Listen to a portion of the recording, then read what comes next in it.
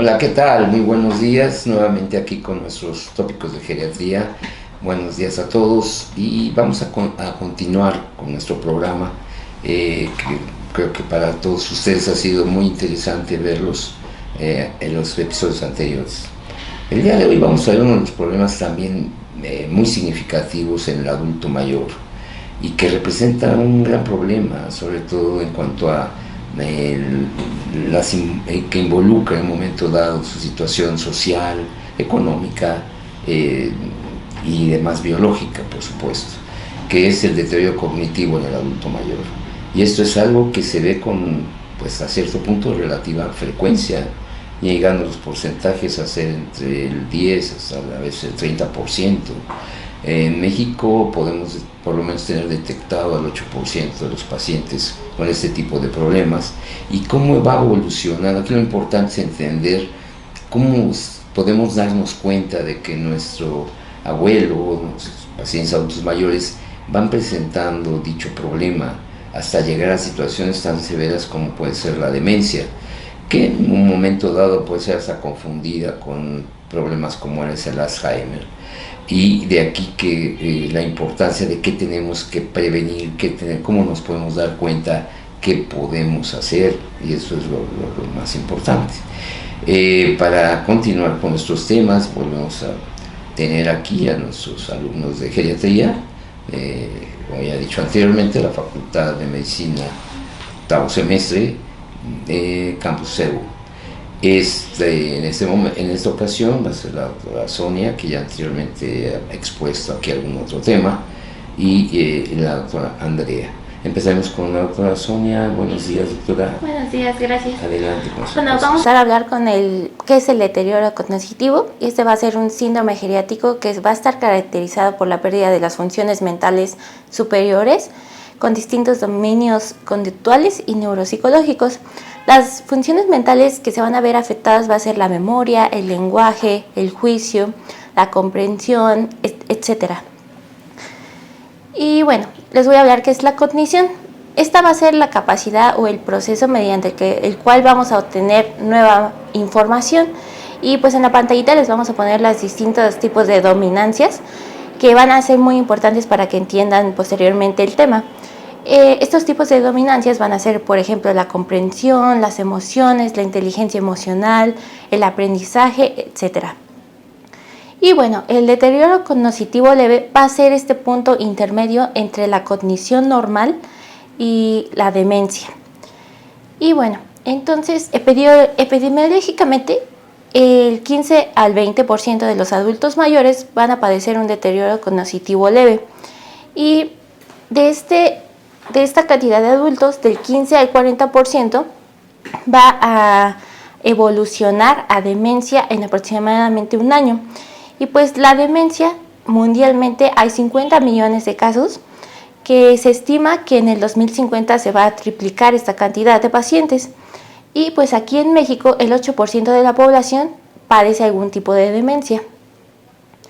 Bueno, ahora muy bien, vamos a hablar de los factores de riesgo para este deterioro cognitivo. Principalmente pues es la edad avanzada, el haber padecido algún traumatismo cráneoencefálico con pérdida del conocimiento, el tener alguna enfermedad como diabetes, alguna enfermedad que afecte a los vasos sanguíneos como la aterosclerosis, alguna enfermedad como la enfermedad de Parkinson, un EBC previo, etc. Los tipos de deterioro cognitivo leve van a ser 3. Vamos a empezar con el primero, que es el amnésico, que principalmente va a tener una alteración significativa en la memoria.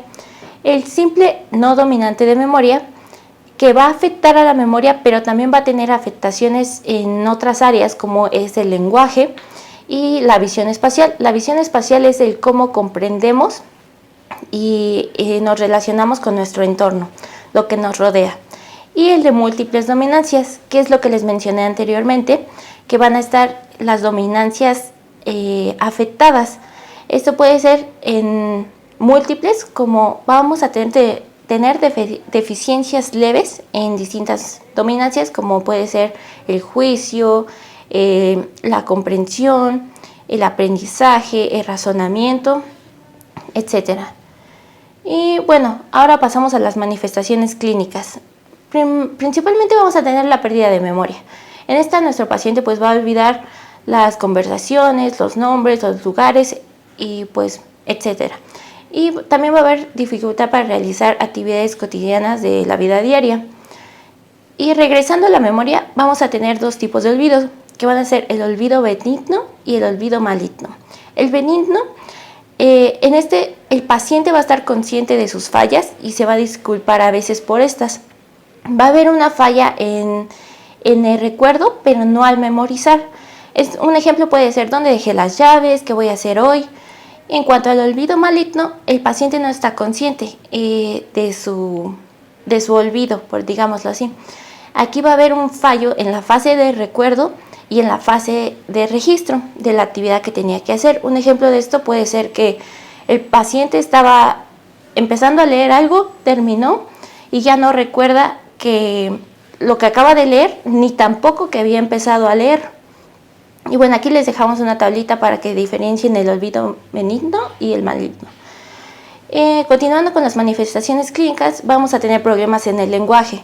Aquí va a haber una dificultad para encontrar las palabras correctas para mantener una conversación. Y también va a haber desorientación en tiempo y espacio. Aquí nuestros pacientes van a tener problemas para reconocer fechas, lugares y a personas. Y otra manifestación es el juicio deteriorado. No van a poder tomar las decisiones correctas ni valorar situaciones. También va a haber cambios en el ánimo y se van a ver irritables, ansiosos, depresivos y apáticos.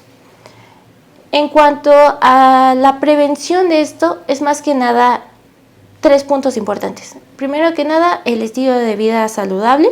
En este va a depender mucho la actividad física regular, la dieta, que puede ser rica en frutas y verduras y principalmente en omega 3 para mejorar la memoria.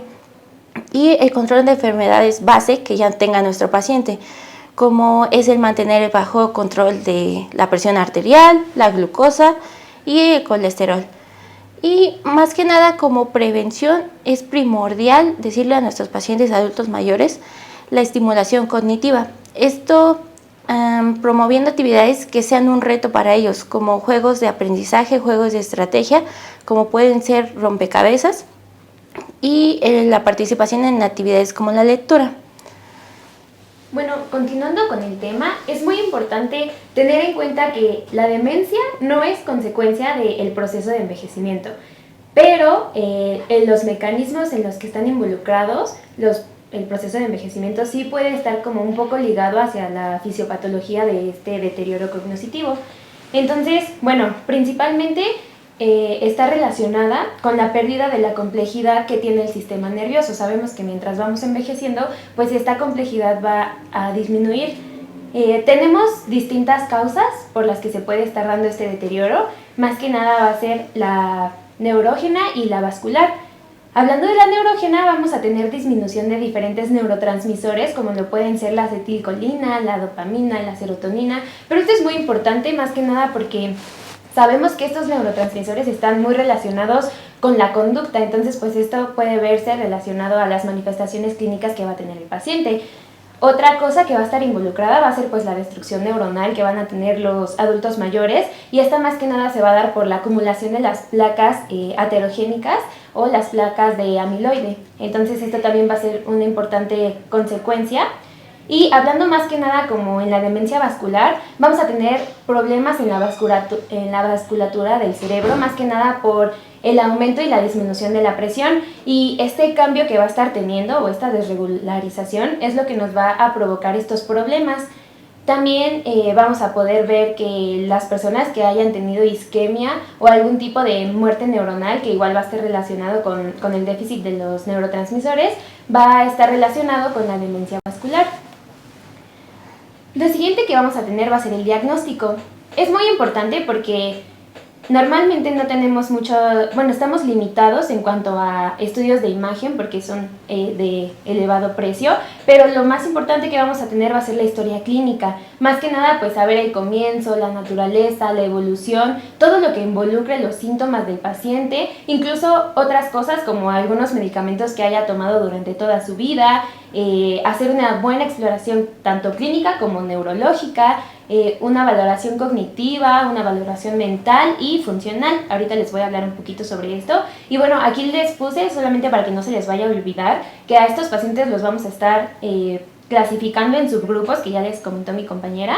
Y estos subgrupos van a ser importantes porque si nosotros sospechamos de un paciente que es tipo amnésico, entonces vamos a hacerle una evaluación que esté determinada para este tipo. Si estamos pensando en uno que no sea tipo amnésico, entonces vamos a hacerle una valoración determinada a ciertas estructuras. Voy a enfocar en 2 de las evaluaciones que tenemos porque son fáciles, porque son rápidas y porque son las que más se utilizan.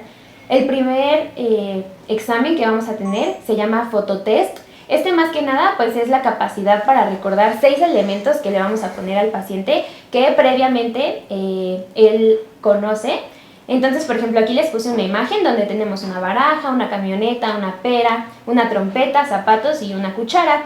Estas imágenes se le van a mostrar al paciente y lo primero que nos va a decir va a ser qué son cada cosa, ¿no? Entonces, igual tenemos que estar evaluando cómo lo dice. O sea, por ejemplo, aquí tenemos una camioneta, pero el paciente nos puede decir un auto o un vehículo o un transporte, ¿no? Entonces, vamos a determinar cómo lo está diciendo y cómo se tiene que decir correctamente. Y después, estas 6 estructuras, estas 6 cosas, nos la va a decir el paciente al final de nuestro interrogatorio.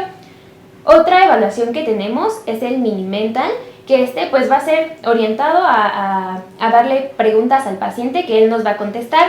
Estas preguntas van a ir sumando puntos, nosotros vamos a poner lo que el paciente nos contesta y la realidad de las cosas. Entonces pues vamos a poner el nombre del paciente, vamos a preguntarle si sabe leer, si sabe escribir, y también hay un mini mental que está orientado hacia las personas que no tuvieron como una buena educación y que no saben leer y escribir, y es un tipo de evaluación diferente.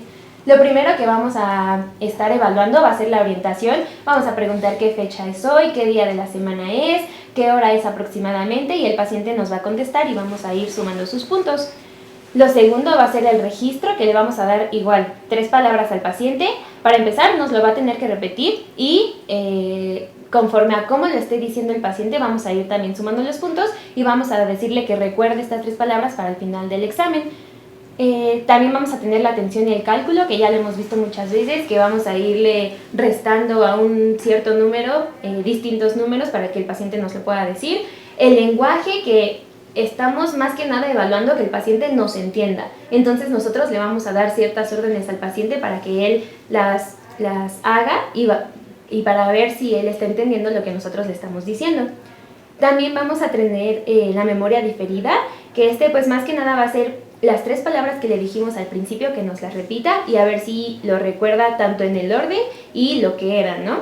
Tenemos también una prueba de los pentágonos. Nosotros le vamos a enseñar este dibujito que les estoy poniendo aquí de 2 pentágonos que están unidos, y el paciente nos lo va a tener que hacer en una hoja y tenemos que evaluar para empezar, si nos está haciendo los pentágonos, si los está haciendo juntos, qué tan separados y qué figura el paciente está haciendo, porque incluso puede que ni siquiera sea una figura geométrica. Entonces, bueno, todo esto se va a interpretar si tiene deterioro o si tiene probable deterioro, mediante todos los puntos que vamos a estar sumando.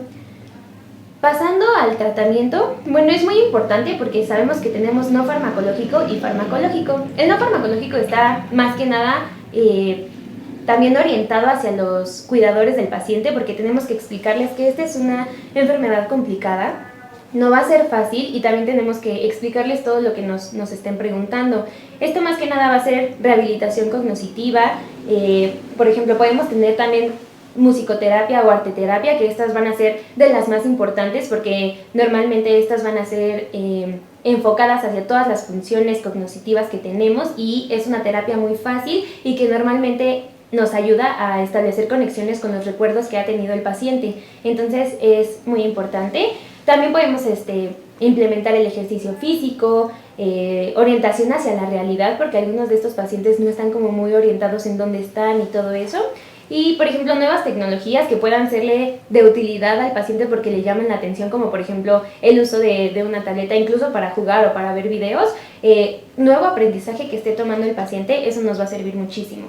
También es importante recordar que el tipo de dieta se va a tener que modificar y vamos a tener que decirle al paciente que tenga una dieta mediterránea, esto más que nada enfocado hacia ácidos omega 3, como por ejemplo el uso de aguacate, aceite de olivo, todo eso nos puede ayudar con el paciente.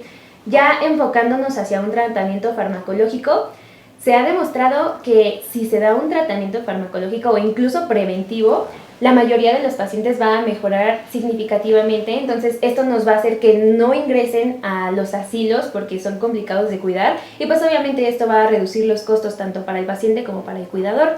Entonces es muy importante hacer un diagnóstico porque el 25% de los pacientes que tienen un deterioro no son como captados por los médicos, entonces pasan desapercibidos y por lo tanto van a generar consecuencias que no son esperadas, ¿no? Entonces es importante diagnosticarlos a tiempo. El tratamiento farmacológico va a incluir los inhibidores de la acetilcolinesterasa, el que más tenemos como a la mano o el de primera línea va a ser el donepezilo, que son 10 miligramos cada 24 horas, esa va a ser la dosis de inicio y tenemos que ir viendo si el paciente mejora o no para saber si aumentamos la dosis o si incluso cambiamos de fármaco. También, como les comentaba, tenemos los ácidos omega 3, estos más que nada van a ser los ácidos docohexanoicos. Tenemos lo que es el Forastin Connect, que bueno, este va a ser como un conjunto de ácidos, de vitaminas, de ácido fólico. Todo esto nos va a ayudar muchísimo tanto a la prevención de este deterioro como a un proceso, ¿no? A que no se den como estas consecuencias, pero tenemos que saber que en un deterioro ya grave o casi llegando a demencia, ya no son útiles estos ácidos, entonces por eso es importante darlos desde el principio. También lo que tenemos son los psicoestimulantes y nootrópicos, que estos no es como muy común que los den, pero se ha visto que sí tienen una mejora en cuanto a las conexiones neuronales. Entonces el que tenemos de primera línea es el citicolina, que son 500 miligramos igual cada 24 horas. También tenemos el extracto estandarizado de ginkgo biloba, que pues es un poquito más amigable para el organismo del paciente y se da 240 miligramos igual cada 24 horas. Y tenemos también a los antagonistas de N-metildeaspartato, que más que nada van a funcionar igual para un deterioro leve y moderado. Ya cuando está en un deterioro grave ya tampoco son tan útiles, pero tenemos a la memantina, que pueden darse 5 miligramos igual cada 24 horas. Y es todo de parte de nosotros, espero que les haya gustado el tema y cualquier duda la pueden dejar en los comentarios.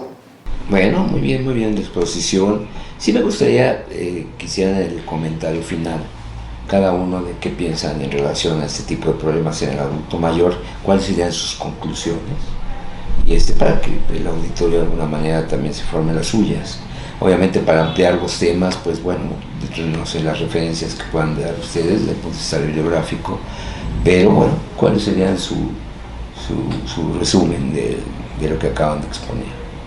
Pues más que nada, antes de poder dar un tratamiento, yo diría que es mejor la prevención antes de llegar a algún punto en el que nuestro paciente ya se encuentre en demencia, ya que estos pacientes, pues como lo vimos, en un año es el tiempo aproximado en el que evolucionan de deterioro cognitivo a demencia. Entonces, pues hacer todo lo que nos dijo Andy, ¿no? Que las medidas más que nada de prevención como la dieta, el ejercicio regular, algunas medidas como poner retos a nuestro paciente para que pues trabaje su memoria con juegos de estrategia y pues también el controlar pues sus patologías de base. Bueno, a mí me gustaría comentar que es difícil cuidar a un paciente que tiene este tipo de deterioro porque no solo es la pérdida de memoria, como ya lo vimos, sino también son cambios conductuales, que muchas veces los hijos son los que más cuidan a estas personas y muchas veces ellos empiezan a desesperarse, lo que pues nos provoca que lleven a nuestros adultos mayores a asilos o a lugares donde ellos no quieren estar. Entonces, más que nada es educar también a los familiares, hacerles ver que no va a ser fácil, pero que podemos llegar a un punto donde los dos estén de acuerdo, donde podamos hacer que no llegue a consecuencias más graves. Incluso muchas veces los adultos mayores tienen demasiado tiempo libre, ¿no? Entonces, como lo comentó la doctora Sonia, podemos ayudarlos con juegos de memorama, con rompecabezas, tanto para que se distraigan como para que empiecen a hacer más conexiones neuronales y que no sea tan pesado para el cuidador. Es una enfermedad muy importante que también tenemos que tomarla en cuenta porque además es muy común y pues... Muchas gracias, doctora Andrea, y gracias por de alguna manera vernos. En un momento dado nos gustaría que pusieran ahí si les gustó, se está gustando estos temas de geriatría, y igualmente sugerencias, ya sean a favor o en contra, lo cual nos ayudaría mucho a mejorar en nuestras siguientes publicaciones. Muchas gracias y nos vemos en el próximo capítulo.